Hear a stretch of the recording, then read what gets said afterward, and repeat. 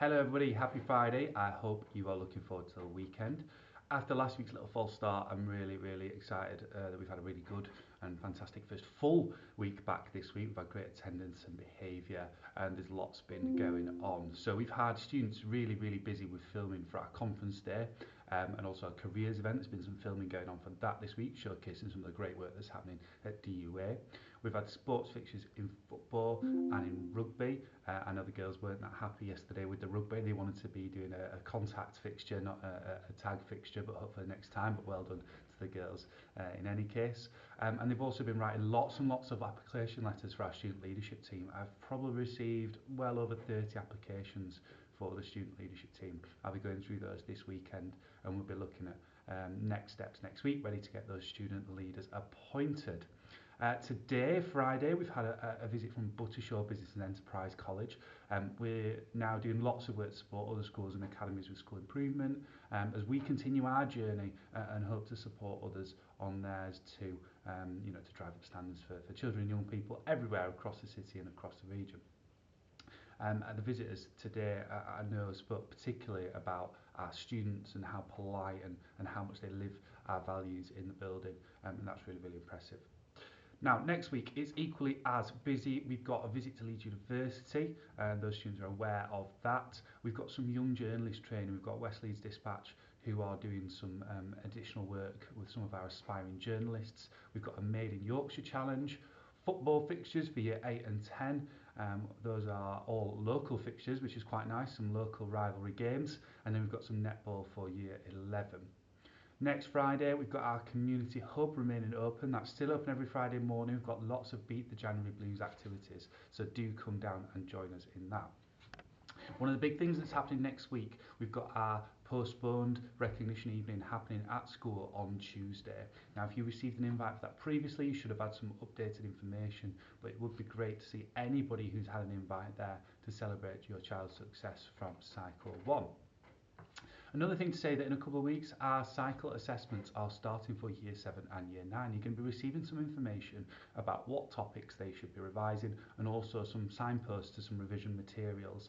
These are going to come out through social media, and there's going to be a designated revision page on the website with those links as well. So please do support your child with revising for these assessments. They're all going to take place in lessons. But if you need any support with that, then do get in touch with your class teacher, your child's class teacher for that specific subject via the normal channels. And then in another couple of weeks, we've got the year 11 mocks coming up. We've got a little while until those, but we will be sending out similar information, topic lists, revision resources, etc. And the timetable, of course, once that is finalised. Now, finally this week, we know that attendance is a priority, and I talk about that all the time. We know that kids who attend better generally do better in terms of their external exams. What's equally as important is attending on time. And we say that our students need to arrive through student reception by 8:18. And I always get a little bit of ribbon in the comments of these videos about 8:18. The reason why we say 8:18 is because if they arrive through student reception at 8:18, it takes 2 minutes to walk to the furthest morning meeting space in the building. So that means that they can be in on time at 8:18 and on time to their morning meeting, ready for hands to go up and their learning to start at 8:20. So that 2 minutes is really important, so that they can get to where they need to be in the building on time, and that's why we have 8:18. Now, students who arrive after 8:18 receive a 30-minute correction and get a late mark.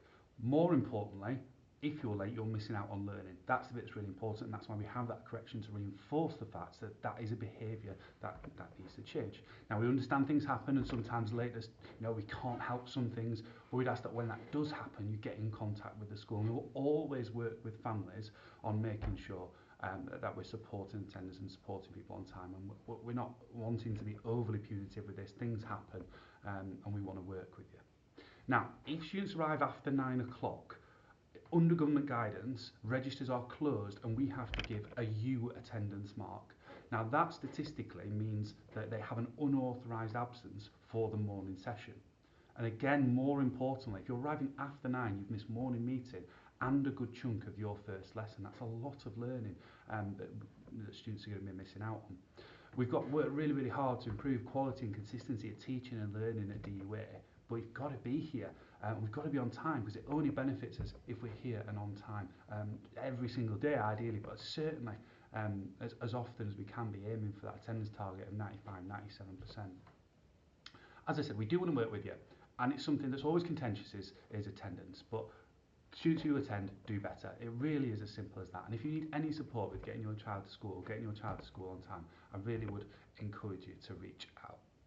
Thank you for your time this week. I will see you again in next week's update. Thank you.